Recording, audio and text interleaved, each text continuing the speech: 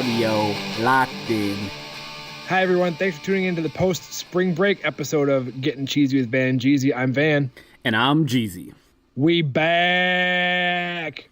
Don't call it a comeback. I've been here for years. No, we haven't. We've been here for like 15 weeks, maybe. All corporate sponsors out there, we've been here for years. All loyal, long-time listeners since episode 1, we've been here slightly less than years. Jeezy, I feel like we owe our 4 listeners a follow-up on our spring break. What'd you get into? I was down in Myrtle Beach, getting buck wild on the beach, a.k.a. just drinking near water. And then I got wild a little bit in Washington, D.C., had some people visiting. It was a good time. It was a very good time. Attaboy, you get that. What about you? What you get into? I'm on that dad lifestyle. I did some home improvement. Now that I'm a homeowner, I totally understand why dads drink beer while they're working on the house. It's fucking frustrating. You got to be careful. You're going to get that dad bod. I just told you I'm on that pizza diet where I eat one pizza a day. I've been moving, so I eat one pizza a day. Well, sometimes it be like that. Moderation is key. Anyways, let's get to it. We back. Let's hit it up. The NFL draft happened last week, so that's obviously what we're going to be talking about pretty much the entire episode. I'd like to first off say that I think the draft is overhyped. There's no reason it needs to be a 3-day event with complete media coverage. How many rounds are there in the draft? That's what I didn't follow exactly. This is the most basic question ever. There are 7. 7 rounds. That's actually what I thought. What are you doing talking about NFL things if you don't know how many rounds in the draft there are? Look, I was pretty confident that it was 7, but for some reason earlier today I thought there was an 8th round. I don't know why I thought that, but I did. And I'm sorry, everybody. I'm just a guy on the internet, okay? My credentials are that I exist somewhere on the internet. Jeezy, while we were just taking a quick segue that I cut out, Mrs. Van came in and brought me Wendy's. Wendy's were also searching corporate sponsors. Please, Wendy's. Now, if you guys hear sounds of generic crunching in the background, it's because I'm stuffing my face with a 4 for $4 deal. I can't even order a single 4 for $4 anymore. I'll be like, I'll take 2 4 for $4s, but I only need 1 cup. And the guys are always like, oh, you're going to eat all of it, aren't you? This episode is not at all about anything sports related at this point. Are we supposed to be talking about sports right now? I don't know. Oh, I thought you were eating. All right, so you just want to keep on with the episode. Yeah. Oh, okay. Well, fuck it then. So here's the thing. The draft happened, and I followed it minimally. Honestly, Van, if you're all right with this, I think I'm going to go ahead and admit that this is a punt. I went to the NFL.com, I got a summary, and even the summary was too much. So I again punted on the research, and I only reviewed the summaries for the division winners. It's entirely reasonable because all I did with the draft was check in twice to see who the Packers drafted, and then I didn't care anymore. If I'm honest, my real life activities relating to football during the draft included Googling DK Metcalf, looking at pictures of DK Metcalf, making jokes about how fucking huge that guy is, being envious that I'll never be a real adult, at least not of adult size, and realizing that maybe someday in the future they'll make a show about how the world is just too big for me. You're slightly shorter than I am. I'm below average for an adult male in America. No way. Average height for American men is 5 feet 9 inches. No, I'm not quite that tall. Yeah, so I didn't pay attention to the draft really much at all. I feel like it could happen behind closed doors, and they could just post a sign on the bulletin board that says, here's what we did. It's not far from off. Anyway, so let's start with the AFC North. The division champ there last year, Ravens at 10-6. NFL.com gives them a day 1, day 2, day 3. Oh my God, you're totally right. This article has way too much information in it. Like, it's got it broken down by days and overall grades. This is too much. See, this is what I'm talking about, how overblown the draft is. Like, everybody does these mock drafts, and no one really knows what's happening. Carry on. All right, fuck it. Let's just do the overall grades here. Ravens at 10-6. Overall grade from NFL.com, A. They took Marquise Brown, a 166-pound receiver. That's tiny. Yeah. But everything I've seen, everything I've read about him, they say he could be a Deshaun Jackson. Deshaun Jackson started his career under 175 pounds when he's at the combine. Those are big words. I'm leaning heavily on the crutch of NFL.com right now, but I will say that if they could pick up someone like Deshaun Jackson, or what was that short guy who was in the Saints forever? We're talking about short receivers. Just go to the Patriots. They got plenty of Walmart cashiers. Anyway, 10-6, a grade of A. Do we foresee that they will improve on their record, or what's the opposite of improve? No, man, the Browns are in that division. All right, fine. Fuck it. Browns are going to win it. AFC East. As we know, the Patriots won that division. Don't care. They got an overall grade of an A. Of course they did. I saw a video of Bill Belichick calling his first-round pick, saying, like, hey, welcome to the team. And he was like, hey, Bill Belichick, congratulations. You're a New England Patriot. Let's get to work. No emotion. Just let's get work done. That's what you want from a coach, I think, right? You don't want him coming in, kissing your ass, changing your diapers. You don't want all that. I mean, but you got to be able to pause in the moment and do something nice. What do you want him to buy him a Hallmark card? A fruit basket. Like fucking edible creations. Edible arrangement from Bill Belichick. Welcome to the NFL. I got you a healthy snack. Every one of these strawberries is actually a clump of protein powder. Anyway, they drafted a wide receiver, Harry, number 32 overall. I mean, it makes sense to me. They need a receiver with Gronk gone. But you need just someone out there who can be dynamic and spread the field. So we'll see. Be interesting to see what he does. Sure.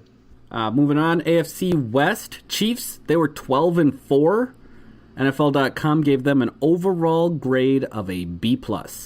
So their first pick overall was number 56. Yep. They were down there a ways. With that number 56, guess what they picked up? Guess what position? I have it right here, so wide receiver. Yes, it is a wide receiver. That's 3 for 3 for division leaders in the AFC picking wide receivers. Look, they've got Patrick Mahomes there. I think you add even more weapons, and also with Tyreek Hill's situation. I mean, you know. That's a separate issue, but I can't imagine the Chiefs keep him on the roster.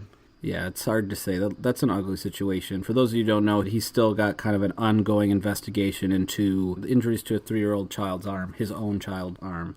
Anyway, the Chiefs definitely, if they lose a star like Tyreek Hill, if everything's true and we find out that everything is as bad as it looks, they definitely need these skill positions on offense. They've got Patrick Mahomes. They're lining up to pay that man some money. They need to spend a few bucks. Which, as we talked about before, I think is still ridiculous. He's had one season. Also, Madden put him on the cover, so he's going to get hurt this year. This is somebody who is going to play in a lot of Pro Bowls as his career goes on, barring any serious injuries or even some of these players that get those nagging injuries that they can't just really complete seasons. But barring that, if he stays healthy, Patrick Mahomes is only going to get better, and I think he's got real skill. That Madden curse coming for him. We'll see about it. So the winner of the AFC South was the Texans. NFL.com gave them a C+.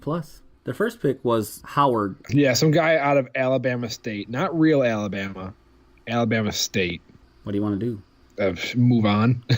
Already? To the next division. Well, we are officially done with the AFC conference. Let's go ahead and move on to the NFC. Winner of the NFC East, the Cowboys with a record of 10-6. They got an overall grade of an A. Yeah. You think so? I still can't believe they won the NFC East. Yeah, that is a little stupid. I don't see that Dak Prescott bringing that team to anything substantial. But that's besides the draft. They picked up defensive tackle Tristan Hill, number 58 overall. Tristan's a girl's name. No, does it have to be a girl's name? So is Dominique. Wait a minute. Wait a fucking minute. That is a hood name. Jeezy Dominique. That's a fucking hood name. That's your real name. Anyway, this says this. I like this line from the NFL.com. Replacing David Irving just got easier with Hill bringing his quick get off to Dallas. He gets off quick. But it is true. I mean, with David Irving being out professionally smoking marijuana now. Professional. They needed somebody on that defensive line, and Hill should be a good fill in there. Right. All right, let's see who we got next. Rams out of NFC West at 13-3. That is right. It's crazy to me they had no picks on day one. No, they didn't. Their first pick was number 61 overall, and they picked up Taylor Rapp, who's a safety. They got an overall grade. Did I already say they're 13-3 this year? Overall grade of a B+. No, I said it. Oh, That was me. Oh, my B. Me. My B.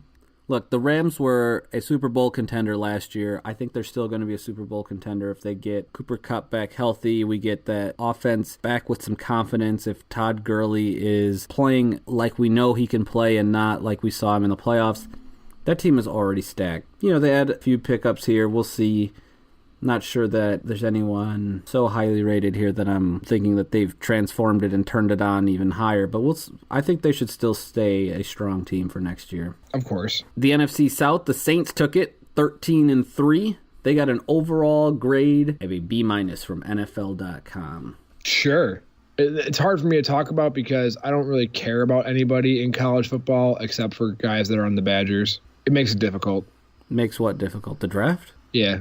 Because if it's not someone who played for the Badgers or someone who's been talked about a lot, it's like, who? At number 56, the Arizona Cardinals select Hingle McCringleberry. He must and I'm sitting here going, who? Could I have a Kringleberry? Hingle McCringleberry. If anybody didn't know, I stole that from Key and Peele just now. Yeah. I gave them credit, though, so it's okay. The New Orleans Saints picked up a center, McCoy, number 48 overall. Look, they made some trades. They didn't get an early pick, but they picked up a center. And they, too, are a good team. Some of them are aging, but... Drew Brees. I mean... But Drew Brees has got that nice laminated piece of paper on his fridge that says he's got the most all-time passing yards. I'm sure he and his wife see that on the fridge, and they just glow with a deep pride. I'm sure. Because it's all you can do when someone makes you an award in MS Paint. Fucking MS Paint. All right, and then the NFC North, our home division. The defending division champions are the Bears with a 12-4.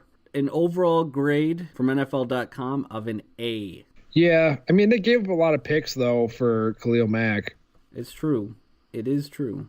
Well, their earliest pick was David Montgomery, running back from Iowa State, but they didn't pick him up till number 126 overall. That cannot be their first pick. I don't know if I just don't know how to read or what, but this is...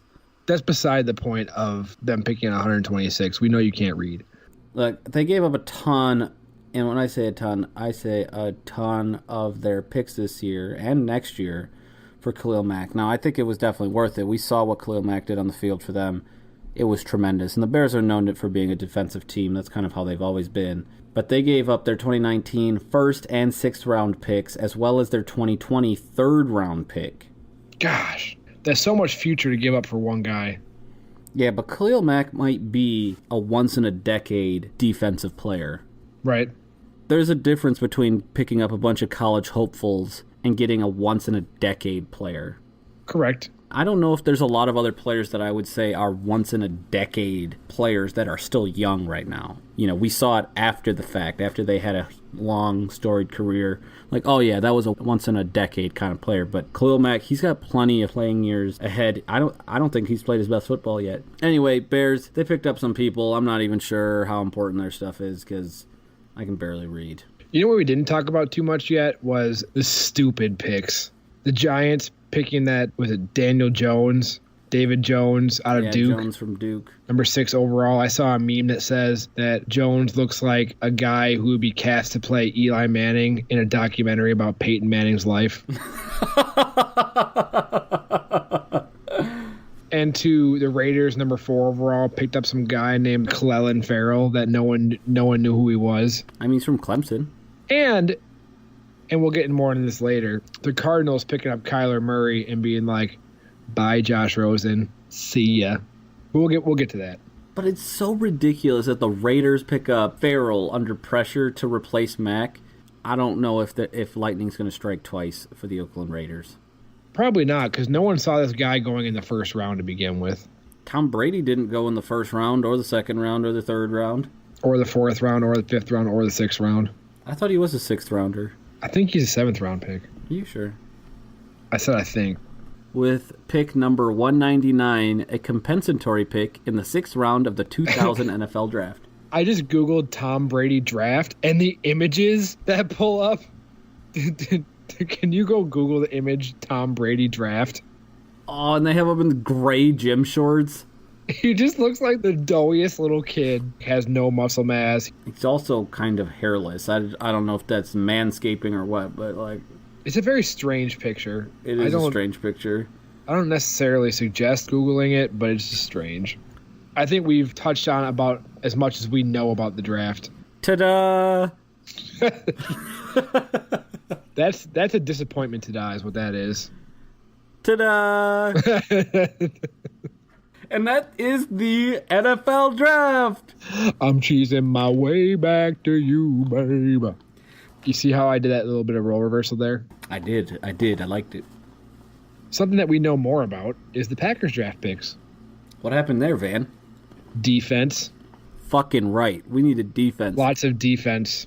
We picked up a linebacker, safety, defensive lineman, cornerback, and linebacker. And then we also picked up a guard, tight end, and running back. Number 12 overall, Rashawn Gary, a linebacker, defensive end, edge rusher type from Michigan. But when you see his picture on the draft board, he's so smiley. I just like, yes, a friendly-looking dude. He does look very smiley. I'm like, yes, that smiley dude's about to punish some people. Everybody's saying that it's kind of like a risky pick because he really have a whole lot of numbers on the field, but a very athletic guy. The thing is, it reminds me of kind of like a Clay Matthews, where Clay Matthews didn't necessarily have huge production numbers in college either, but the athleticism was there. And it's really hard to get those numbers when you're double teamed every play. Right. 6'4" 3/8", because that 3/8 is important. 277 pounds and a 4.58 40-yard dash. It's the third fastest 40 time of the defensive linemen that ran this year. I thought he was a... He's a defensive lineman, linebacker, hybrid type edge rusher. But checks all the boxes physically. And I've got it on good word from a Michigan fan at work that the kid's got a motor and he never stops playing. So a lot of those attributes remind me a lot of Clay Matthews. Now that Clay's gone, we definitely need someone to step into his shoes. And this is a big kid. This is a guy who we can develop. And the Packers are one of those teams that we are a draft and develop team. That's right. And next pick, number 21 overall, which we traded up to get. We traded with the Seahawks. I think it was a couple of fourth-round picks we gave them to move up from 30 to 21. Picked up a safety out of Maryland named Darnell Savage Jr. 21 Grammys, I'm a savage. I mean, that's a pretty sweet last name, though. It is. I mean, Packers Wire rates Darnell Savage Jr. as our best pick. Yeah, I've heard that as well. And he had a 4.36 40-yard dash, which is pretty sweet. Wow. The only thing is that he's a little small. He's 5'10" 3/4. But I think you've got him next to Adrian Amos. You've got Jair Alexander at one corner, Tremont Williams at the other corner. I think that secondary starts to become pretty stout. This guy, from what I've seen, what I've heard, he will be a person who will be playing right away. He's going to be starting right away. And I want to see it. I want to see if it immediately translates to the pros because he's got all the credentials, he's got all the skills, he's got all the things you would expect for a big difference maker on defense. I'm excited. Yeah, absolutely. Just to expand on that a little bit, with the two free agent linebackers we picked up and Rashawn Gary, that really strengthens our edge rush a lot. Our defensive line is pretty stout to begin with, so it looks like our only hole that we really need to shore up on the defense is inside linebacker, which, you know what? We'll take care of it. It'll be fine. Number 44 overall in our second-round pick, Elgton Jenkins, a guard out of Mississippi State. Don't know too much about him. I saw a little bit of video on him. He looked pretty good. Definitely trying to shore up a lot of that offensive line that's getting a little old, too. Makes me worried a little bit about our tackle positions because David Bakhtiari is not getting any younger. Brian Bulaga is not getting any younger. But we'll probably dip into that next year. Yeah, but Bakhtiari is going to be fine for a while, I think. And let's not forget, we also picked up Billy Turner in the offseason, too. So we'll be fine. Round number 3, number 75 overall, Jace Sternberger, tight end out of Texas A&M, who apparently has been a Packers fan since birth. I saw a photo of him as a child wearing a Brett Favre jersey, so that's pretty cool. That is swag.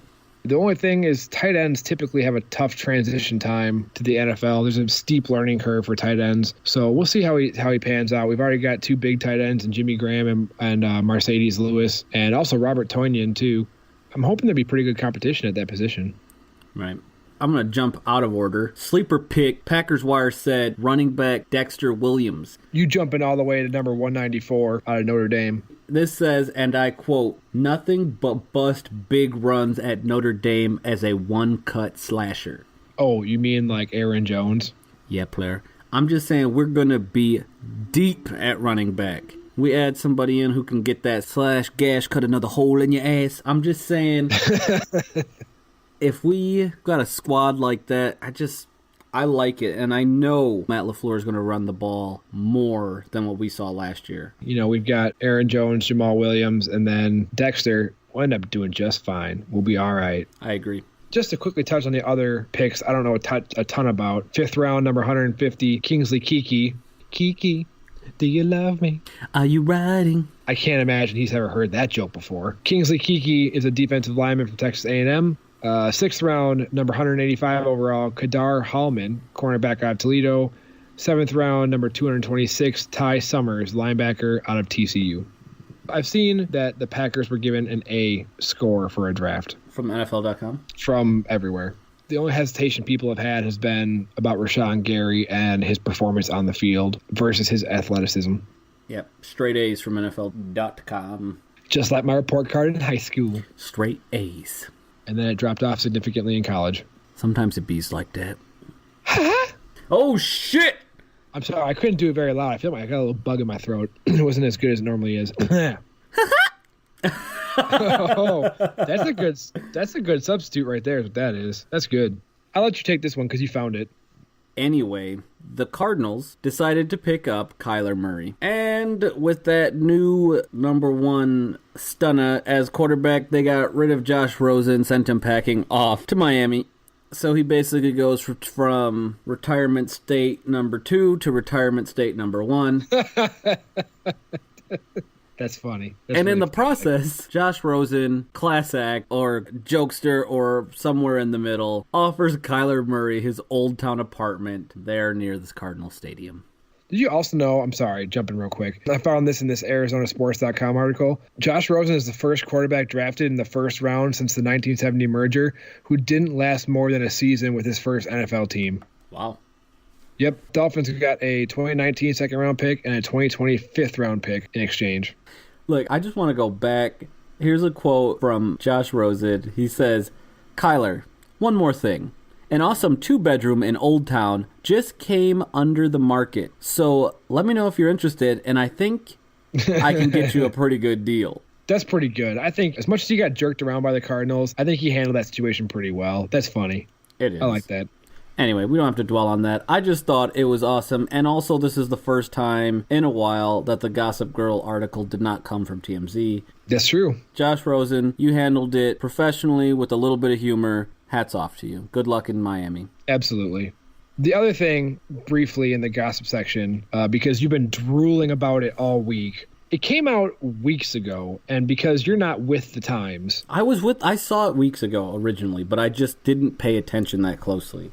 A photo of DK Metcalf and how enormous he is came out weeks ago, and Jeezy's finally latching onto it now, and he's drooling over this behemoth of a man. Look, when I grow up, I want to be DK Metcalf. I think you turn full maturity at 50, I believe. So I've got 20 more years, I think, before I'll get that big, but I'm hoping by then that I'll be as big as him. What are you, a tadpole? You're a tadpole and you're working your way up to being a fish. Don't worry about me. Tadpoles don't turn into fish, they turn into frogs. Fucking whatever. Look, DK Metcalf is a frog and you're a tiny ass little tadpole. His arms are bigger around than my quads, and I am fat. I'm telling you, that doesn't make any sense. That's ridiculous. So, I don't know how he dropped in the second round, but he did. He ended up with Seattle, right? I believe so. I gotta say, I'm gonna be peeking at Seattle to see what he does. That dude is so fucking big. I can't imagine he doesn't become a destroyer, but we'll have to see. You seem to have a little bit of affinity for this gentleman. Me? Yes. What are you trying to say, Van? I'm saying I think you got a crush. Is that fine or is that bad? It's strange. Add him to a growing list of crushes I've had over my lifetime. Okay, this is insane, too. As large as he looks, he is 6'3", 228 pounds. What? That's not right. That's what this says. 6'3", 228 pounds. That's right. Number 64 overall, drafted by the Seahawks. That makes sense why he looks so fucking jacked. Because if he weighs only that little and he's that big, it's ridiculous. DK Metcalf, Jeezy gonna be watching you. Every move you make, he'll be watching you. Every breath you take. Moving on. We were talking about how these draft boards get made, players get graded and all that. And Jeezy dug into what the grades actually mean. So you'll hear a player has like a 6.7 grade, draft analysis grade. Jeezy, what does that actually mean? Tell us. Educate me. I had seen these numbers, obviously, for years now, but I never really knew that they translate to words. So I believe the highest rated player this year was a 6.7.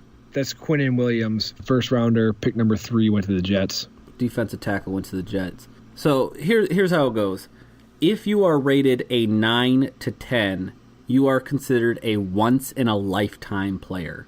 If you are rated an 8 to an 8.99, you are a perennial All-Pro. Then 7 to 7.49, Pro Bowl caliber player. Then 6.5 to 6.99, chance to become a Pro Bowl caliber player. It's a good player, someone that we think could do that. So that's where the highest rated player this year fell into place, right there. Chance to become a Pro Bowl player. 6 to 6.49 should be an instant starter. 5.5 to 5.99, chance to become an NFL starter. So this is where a lot of the players are. Players that really have to earn a spot to become a starter. After that, 5.2 to 5.49, NFL backup or special teams potential. Again, we'll have a lot of players from the draft that are going to fall into this category. And then we start getting into what I'll call the B grades. 5.01 to 5.19, they have a better than average chance to make an NFL roster. 5.0, they have a 50-50 chance to make an NFL roster. 4.75 to 4.99, they should be in an NFL training camp. 4.5 to 4.74, this is a player that they expect to fight hard just to make it into a training camp. What do you think that you and I would be graded going into the draft?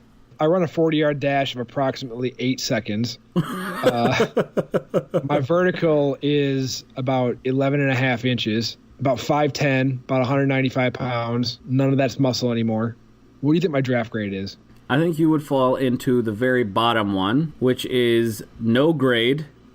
And that translates to likely needs time in developmental league.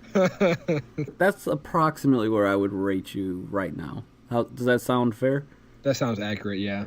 Now, for me, they would probably just tell me to sit my ass down. Sir, I'm going to need you to sit your ass down. Sir, will you please go back to the concession stands? Oh my God! That is rude. That's more rude than sit your ass down. Sir, I'm going to have to ask you to go back to the concession stand, please. The concession stand where you came from? Oh my God.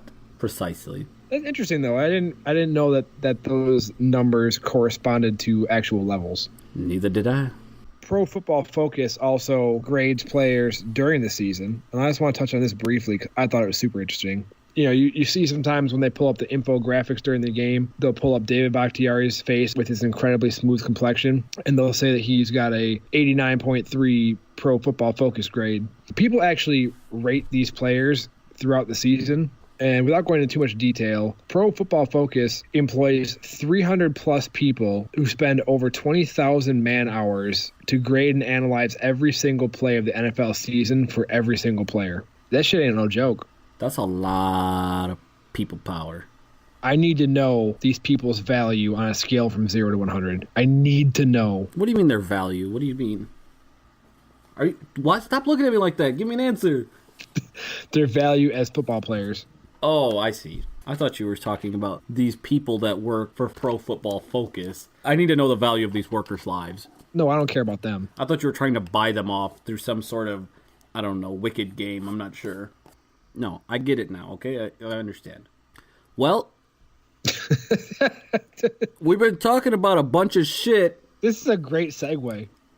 We've been talking a bunch of shit for a while now, so I just want to thank everybody for listening. You've been listening to Gettin Cheezy with Van and Jeezy. I'm Van.